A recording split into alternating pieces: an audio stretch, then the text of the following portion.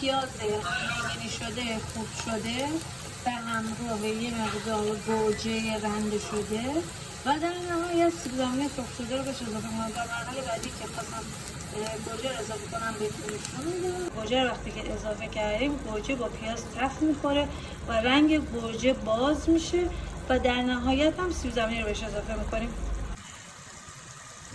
توی این مرحله سیب زمینی ها رو اضافه میکنیم.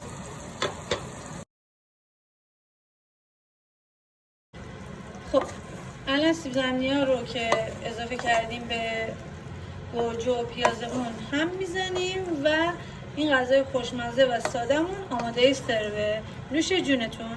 غذای خوشمزه ما آماده شد. شما زمانی که حوصله ندارید میتونید به راحتی این غذای خوشمزه رو درست کنید و نوش جان کنید. از سیب زمینی، گوجه و پیاز تشکیل شده. همین 3 قلم رو داشته باشید میتونید غذای به این خوشمزگی درست کنید.